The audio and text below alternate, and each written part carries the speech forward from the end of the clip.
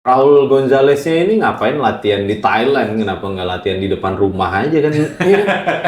Dapat lawan easy fight aja lah buat Aziz Kalim nih. Lawan gratisan aja buat dapat spot. Pertandingan ini bisa jadi kuda hitam bahwa ini pertandingan yang sebetulnya bisa jadi sangat menarik sebetulnya. Nggak banyak orang yang pengen nonton quality fight lah. Sedikit kayak maksud gue siapa sih nih? Di level itu gampang aja kalau mau juara dunia sih masalah ada duit beneran dah. Si Ongen butuh highlight tuh biar dia wah menang KO-nya banyak ceritanya gitu.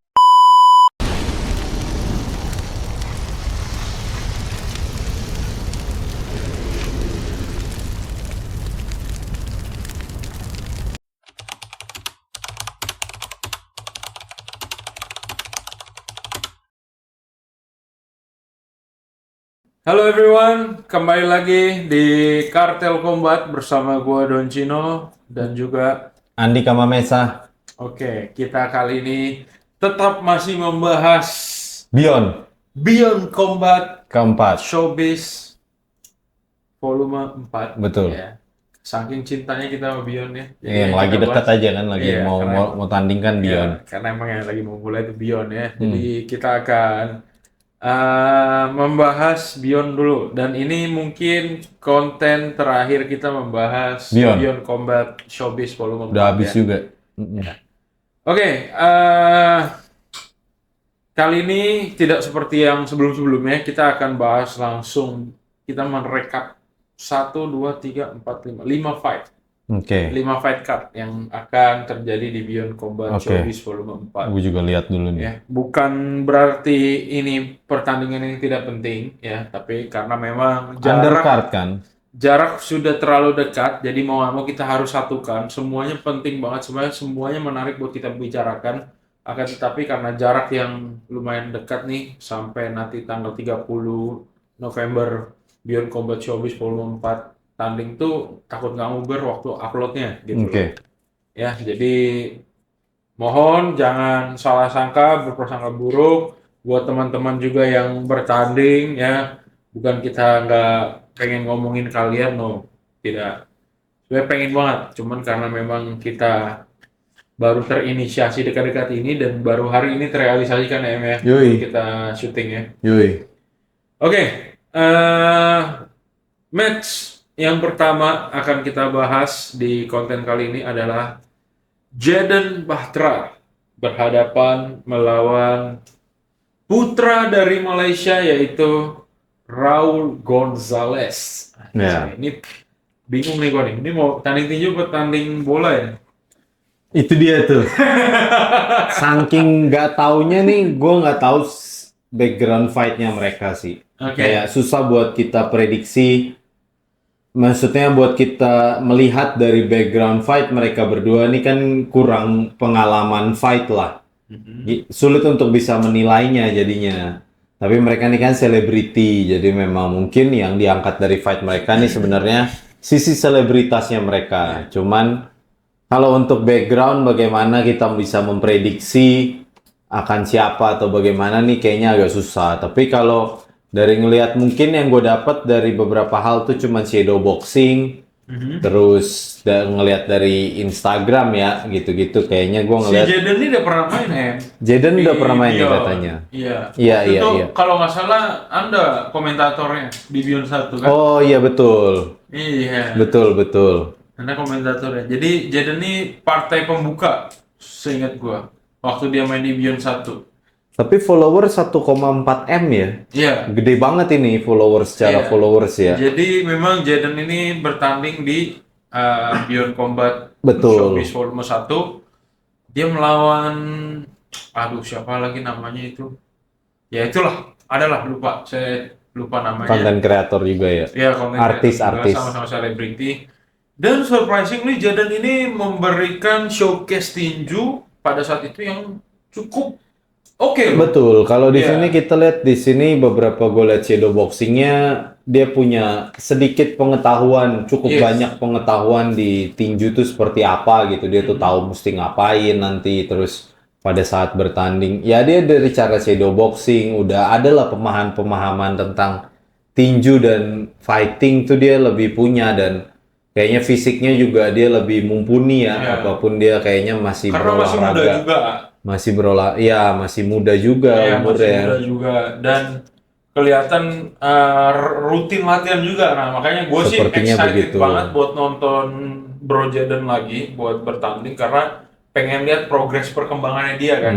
Ya, Karena waktu di Beyond Combat Showbiz yang pertama dia benar-benar ngasih showcase yang bagus ya. bagus banget sih menurut gue buat Oke. orang yang baru belajar, yang baru terjun ke dunia tinju ya. Dia udah Menurut punya gue skill. ya skillnya cukup menampilkan showcase bertinju yang bagus lah. Oke. Gitu. Nah, soal lawannya nih, Raul Gonzalez ini nih. Raul Nah, Gonzalez nih. Ini yang menurut Parah nih gue kayaknya ya. cukup gue bertanya-tanya. Betul. Ya. Jadi gue mencoba untuk mencari tahu juga, gue nggak nemu sebenarnya gitu. Parah, itu Iya. dia. Gue juga nyari kayak Jadi, siapa nih ya? Iya, referensi gue adalah pada saat press conference itu ketika si Jaden ketemu sama si Raul itu. Iya, iya. Yang gue tahu ini juga TikToker, dia tuh sempat kayak nantang KKJ, semua ditantang dah pokoknya sama manusia ini. Cari tenar lah ya. Iya, semua ditantang lah sama manusia ini. Akhirnya ngeladenin ini si Jaden. Jaden. Oh. Masih agak jauh sih. Tadi gue ngeliat cara dia shadow boxing kayak gitu kayaknya Si jauh ya. cari tenar aja sih ini Ya, kayak. cuma mau cari nama lah ya, Cari numpang nama lah nih. ya. Followers juga masih Itu bahasa 100.000. kasarnya gitu loh bahasa Iya. kasarnya. Kayak gue Dan- ngerasa masih di situ tuh. Ya, tapi Esmir Daniel ini kan juga, ya dia juga aktif juga di TikTok ternyata. Dan untuk Jaden yang cukup namanya udah besar ya di Indonesia. 1,4 M bro. 1,4 juta followers itu bukan angka yang kecil. Iya Ya. udah bisa bikin sekte itu mah jatuhnya. Ya, tapi gue excited banget sih karena kalau ngelihat press con-nya kemarin sama-sama dua-duanya itu sama-sama tangil, sama-sama Iya panas. penting itu. Ya, sama-sama panas dan Menjual. dari si Jaden dan kerennya lagi mereka sepakat bertarung no head guard. Oh. Jadi kan si Esmir tuh pengen cepet-cepet KO. Nah, si Jaden mancing tuh. Si Esmir lagi. Si Raul Oh. mancing-mancing pengen cepet-cepet KO. Terus si Jaden manasin, ya udah kalau pengen cepet-cepet KO jangan pakai head guard lah. Oke, ya udah oke kan aja. Akhirnya terjadilah mereka akan bertarung tanpa head guard. Oke. Ajarnya kayak gini-gini nih. Ada stipulation sebutannya, Iya, stipulasi ya. ada perdebatan yang membuahkan keputusan Iya, sebenarnya kan kayak gitu kan bisa dirancang sebagai strategi juga lah, ya kan? marketing. Ya, itu satu. Kedua, ya dari faktor itu sendiri, gue pengen ngincer dia ini nih. Gue harus pancing-pancing dia, ngiring dia supaya dia mengiyakan kita bertanding tanpa head guard gitu loh maksud gue. Ya bisa lah diatur deh, bebas. Nah, kalau lo ngelihat dari kedua fighter ini, ya kita sebut mereka berdua fighter sekarang, ya, karena mereka kan Iya, bertanding, kan. petarung ya. Iya. Jaden versus Raul ini Jaden sih lebih besar gimana? kalau gue Jaden ya? akan Sama. lebih Gue besar, 70% Ya, gue mungkin juga bahkan. sepakat Jaden akan mendominasi Iya. pertandingan si Jalos Benar. ini. Kemungkinan kayaknya nggak mungkin menang, nggak ada menang poin sih. kalau Iya, menurut gue. menang TKO KO sih TKO atau KO. di ronde-ronde awal juga. Menurut gue juga seperti itu. Iya. Karena Lagian si siapa Raul Gonzaleznya ini ngapain latihan di Thailand? Kenapa nggak latihan di depan rumah aja kan? Iya. Ngapain lu jauh-jauh latihan ke Thailand? Tadi gue lihat katanya latihan ngapain ke Thailand? Lu kan masih banyak pelatih-pelatih yang bisa lu tanya di negara lu sendiri gitu. Lu belum di level sejago itu sampai lu harus pindah negara nih untuk belajar teknik atau nyari lawan sparring kayak belum sampai situ gitu. tapi bisa jadi memang terbatas loh di sana mungkin. Nggak mungkin seterbatas itu sih, maksudnya lu belum di level, paling nggak lu belajar sama timnas Malaysia dulu deh. Ya maksudnya gini loh, kayak negara Malaysia kan ya mungkin lebih besar daripada Singapura, tapi mungkin olahraga tinju pun di sana nggak terlalu kedengeran. Kalau mungkin lu di Beda sama level, Filipina dan Thailand paham gitu. gua, cuman lu Sama kan nggak di Indonesia. level terhebatnya Malaysia. Lu masih punya jenjang buat bertanya ke hebat-hebatnya Malaysia tuh masih banyak, atau enggak timnas boxingnya Malaysia deh, lu belajar di situ. Benar. Lu masih bisa belajar dari timnas boxing Malaysia. Masa iya timnas boxing Malaysia jelek main tinjunya kan nggak mungkin. Iya. Paling Nggak. nggak teknik dasarnya ada Buset, jago udah pasti kalau udah timnas tuh minimal Iya. ya pasti, apalagi tinju ya. Itu sih mah udah oke lah harusnya. Nah itu kan lu masih bisa belajar dari mereka. Ngapain ke Thailand, masih jauh banget. Ya itu sepertinya lu ngomongnya harus pakai logat-logat Malaysia supaya nyampe ke dia tuh ya. Iya bebas mau nggak ada niatan membantu gue niatannya berkomentar. Ya udah kalau gitu, oke, kita akan lanjut ke beberapa pertandingan berikutnya nih. Oke. Ya, setelah Jaden versus Raul, yaitu Aziz Kalim versus Esmir Daniel. Iya. Nah, ini nih yang kita tahu seorang Aziz Kalim adalah salah satu atlet juara SEA Games ya. Iya. Pemenang SEA Games gold medal. Jago dah Ya, pokoknya. SEA Games ya berarti udah punya kapasitas lah ya. Parah jago. Ya, udah jago, punya teknik, punya skill, punya stamina yang udah pasti kalau udah di level seperti itu akan berhadapan dengan Esmir Daniel yang katanya kalau menurut research yang gue cari di konten Beyond Combat, Esmir Daniel ini KO artis di negaranya, di Malaysia. Nah, apakah gimana? Lu udah pasti kan udah sempat riset Ya, tentang gue dia. baru riset sederhana aja sih, tapi gue ngelihat maksudnya si Esmer ini aja followers di Instagram dikit banget. Cuy 300 apa berapa gitu, kayak buset gue bilang ngapain aja lau sampai followers Instagram, lu udah fighter nih followers 300. Paling nggak kalau lu punya jadi pelatih, punya member udah pasti lebih banyak lah. Iya benar. Makanya maksud gue kayaknya nih agak timpang ya pertandingannya. Aziz Kalim dapat lawan yang mudah aja sih. Mudah. Gampang sih, agak gampang nih Aziz Kalim menang. Tapi di Beyond mereka bilang di komen apa di konten Iya. Gue lihat juga sih. Gue lihat juga sih, gue ngelihat dia bertandingnya pas dia bilang dia artis KO tapi tandingnya pakai baju. Oke. Tandingnya pakai kaos tuh kan udah pasti pertandingan.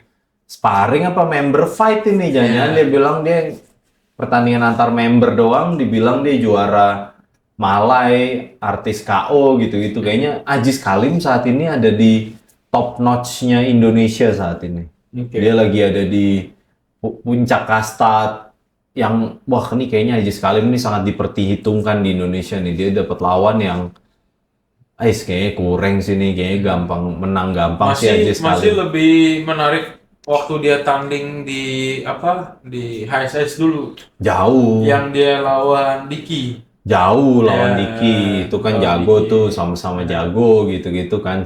Dua-dua persiapan juga ini kayaknya dapat lawan easy fight aja lah buat Aziz Kalim nih, lawan gratisan aja buat dapat spot. Tapi secara postur tubuh sih lawannya Aziz Kalim sih lebih ini ya, lebih berotot. Kayaknya sih dia pelatih fitness aja, fitness sekitar aja kayaknya. Dan lebih atletis lah ya ketimbang Aziz. Itu Aziz dia. lebih lean, lebih kurus ya. Masalahnya kan lu pas bertanding kan nggak bawa-bawa barbel kan, kayak bukan pas tanding lu di atas fight bertinju gak bawa barbel, nggak ngangkat besi nggak. Tapi ngaruh nggak ya? Maksudnya bentuk badan sama pengaruh sih, sangat pengaruh ya. Cuman bentuk badan tuh lebih ke strength conditioning aja ya. Iya, dan kalau lu terlalu banyak ngangkat beban malah mempengaruhi lu jadi lebih buruk. Harus seimbang lah istilahnya. Harus paham. Berarti langsung ke prediction? Prediksi Aziz Kalim kalau ini 80% kalau gue. Wah, kalau gue 95%. Ya, segituan lah. Gue sih tinggi banget ya. Bisa. Emang ini kayaknya kasih gratisan aja buat banyak lah, nggak masalah. Kalim terlalu OP lagi superior saat ini. Lagi momentum lagi di dia. Terlalu OP lah buat dia. Oke, sekarang lanjut ke pertandingan berikutnya, yaitu ada Surya versus Bradley. Siapa tuh ya? Nah, Surya ini tuh salah satu fighter yang baru aja bertanding kemarin di HSN. Bareng gua. Bareng gua. Yang gua main juga tuh di event HSN yang di Surabaya. Surya tuh juga bertanding juga di sana. Dan Surya baru aja menang. Nah, Surya tuh juga sempat main di Beyond Combat Tryout. Juga sempat, dan udah beberapa kali tanding nih, dan dia selalu menang. Nah, kemarin dia mengawali debut profesionalnya di HSN dan menang, bos. Jadi Ryan Garcia, dia itu terkenal sebagai Ryan Garcia-nya Indonesia, Surya ini. Karena style dia mainnya tuh yang selalu main distance, orang masuk potong pakai left hook gitu loh. Kalau ini bisa jadi ini ya, apa sih itu namanya? Kuda hitam lah. Pertandingan ini bisa jadi kuda hitam bahwa ini pertandingan yang sebetulnya bisa jadi sangat menarik sebetulnya. Iya, Karena kedua fighter nih teknis ya, kedua fighter yang teknis, pemahaman tinju dan kayak dua-duanya paham bertinju nih kayaknya iya, justru yang seimbang dan bakal seru untuk ditonton nih pertandingan Surya lawan Bradley Ho ini. iya. Dan si Bradley ini ketika di kontennya Celos yang pukul Iya, body shot, di situ kelihatan banget dia tuh sangat-sangat teknikal. teknis, iya betul. Ya, dia sangat-sangat teknikal dan juga eh, kelihatan sudah menguasai tinju Tinju gitu tuh loh. bahwa begini Ya, harusnya. dia sudah Iya, paham bertinju tuh seperti apa gitu. betul. Jadi menurut gue ini akan menjadi pertandingan yang lumayan teknikal banget sih. Betul. Dan pas dia itu ditanya, gimana tuh si Surya? Dia bilang dia cuman left hook katanya gitu.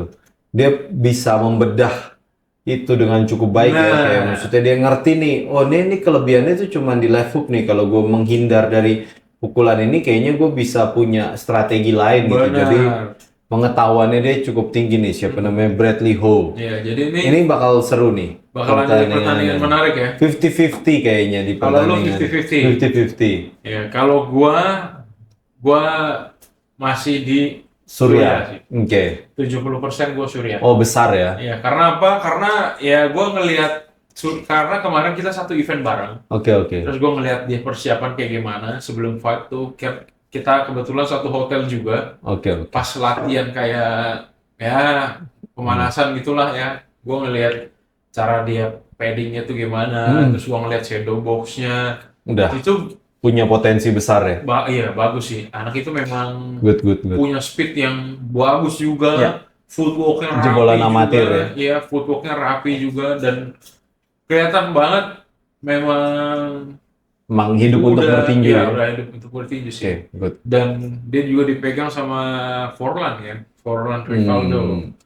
Technically, Forlan secara teknis masih dipertanyakan ya. Iya, cuman ya somehow Makanya nggak tahu siapa. ya. Benar. Kalau gue sih tetap karena gue ngelihat langsung, ya kebetulan kan gue juga belum ngelihat langsung si Bradley kayak apa kan. Ya cuman kalau gue ngelihat dari hasil riset gue, ini kayaknya masih Surya sih. Oke. Satu postur kayaknya Surya juga lebih tinggi. Oke. Sepertinya. Gue nggak mengkonfirmasi itu. Iya. Oke, next ini akan menjadi pertarungan yang juga akan menarik pastinya karena kedua fighter ini, jadi ada dua fight card ini yang sama-sama menjadi salah satu fondasi alasan Beyond berdiri, Beyond Combat Showbiz berdiri. Oh, Yaitu di Beyond Combat itu dia punya dua project, yaitu Project Ongen dan juga Project Velmi. Yang mana Ongen Saknosiwi ini adalah petinju ya kita Ya, tahu lah ya, dia jagonya juara Indonesia dunia. lah. Dan juga Velmi Sumaehe, ya kebetulan ini satu camp sama saya. Saya jadi lumayan memahami Velmi. Ya, jadi satu camp. Velmi akan berhadapan dengan petinju Australia, ya petinju Australia dan akan merebutkan sabuk WBA. Nah, Velmi ini udah masuk 10 besar peringkat dunia Oke. untuk di kelasnya. Ya, Ya, jadi lumayan potensial. dan sudah sangat cukup diperhitungkan lah ya. Kalau udah masuk 10 peringkat 10 besar dunia sih ya udah salah satu achievement yang cukup baik lah Oke ya. lah. Dan lawannya itu adalah sama-sama petinju keras juga dari Australia. Ya, jadi ini kalau menurut gua kebetulan gua orang dalam ya, di NNG. Jadi kayak Velmi ini mungkin lebih, kalau gua ngeliat latihannya sekarang jadi lebih ngeri sih, lebih keras, lebih gila, lebih giat lagi, lebih bener-bener try hard banget lah untuk mempersiapkan pertandingannya ini melawan orang Australia. Ya somehow mungkin merasa petinju Australianya ya lumayan lawan yang berat. Ya, jadi lebih terbakar gini. Uniknya ketika gue tanya manajernya yaitu Om Nelson Enggolan ya, gue tanya Om, ini gimana Om Fermi? Ya nggak tahu dong. Om jawab gitu. Om jawab kayak Om Nelson bilang ya bisa menang bisa kalah gitu. Jadi kayak biasanya Om Nelson tuh kalau gue tanya, oh, dia pasti menang kan. Gitu. Nah, tapi kali ini beda nih jawaban Om Nelson nih. Gitu loh. Jadi kayak berarti Om Nelson sendiri pun juga memperhitungkan lawannya. Tapi dari satu sisi Om Nelson pun ngomong, ya itulah perjalanan challenge kalau kita pengen jadi juara dunia ya siapapun harus kita lawan kan. Iya. Ya gitu jadinya. Ya kalau gua sih terlalu objektif untuk menilai ini, tapi eh, kalau saat gue pengen mencoba objektif, kalau dari hasil penglihatan gue ya it's a 50-50 match. Gitu. Jadi sulit buat gue untuk menilai karena gue orang dalam mungkin ya, jadi gue bisa menilai itu gitu loh. Jadi kayak udah kegoreng duluan sama beritanya gitu loh. Karena kan gue juga nggak tahu nih lawannya si film ini mainnya kayak apa. Iya. Ya kalau gue sih menurut gue sih mah pasti ini aja lah ya. Ini kan cuman tune up fight lah, gue selalu ngerasanya masih tetap tune up fight lah, kayak ya Felmi nggak banyak yang peduli lah, di poster juga urutannya ada di bawah tuh pasti gambarnya dia kan pasti ada di bawah-bawah gitu. Memperebutkan sabuk WBA loh. Benar, tapi tetep lah, apalagi kan ngejual perempuan tuh juga nggak mudah gitu. Kayak menurut gue kayak nggak banyak orang yang pengen nonton quality fight lah, sedikit. Kayak maksud gue siapa sih nih? Kayak ini kameramen juga pasti nggak mau nonton fight tinju serius, mana mau ya kan? Enggak lah, kayak ya tetep lah, kayak perlu dibangun aja sambil nunggu momentumnya, suatu saat mungkin ada momentum seru buat ngangkat mereka. Ya udah, sampai bersabar aja gitu ya. Iya, yang penting si Felminya nih dapat sabuk, terus udah bisa digoreng aja, gimana tergantung gorengnya dah. Felminya ini simple aja sih. Oke, kalau soal Ongen, Sakno Siwi akan berhadapan dengan petinju Thailand, memperebutkan sabuk WBA juga. Nah, ini salah satu project Ongen ini juga adalah project fondasi utamanya Beyond Combat. Karena untuk petinju laki-lakinya punya Ongen, petinju perempuannya punya Felmi. Nah, Ongen ini kita tahu kan, dia pernah menjadi juara dunia versi apa gitu, gue lupa. Nanti kita akan konfirmasi. Dan vakum tuh karena memang scene tinju di Indonesia lumayan meredup ya. Dan akhirnya terlahir kembali setelah yang tadi sudah kita bahas di konten-konten sebelumnya. Ongen ini kalau kita lihat dari box ranknya, Ongen ini peringkat 64 dunia dengan rekor 12-0. Ya, peringkat 64 dunia, berarti kita bisa bilang masuk 100 besar di dunia. Ya, Project Ongen ini adalah project yang digencar-gencarkan oleh Beyond Combat Showbiz, yang akan ingin menciptakan lahirnya juara dunia kembali dari Indonesia gitu. Ya sama kayak si Felmi Sumaihe ini ya kan, juga pengen dijadiin juara dunia juga nih. Nah, menurut tanggapan lu sebagai fighter ya, bisa nggak sih Ongen tuh dan Felmi ini menjadi juara dunia gitu? Bisa apa enggak sih mah gampang menurut gua, semua asal ada duit sih mah jalan sih.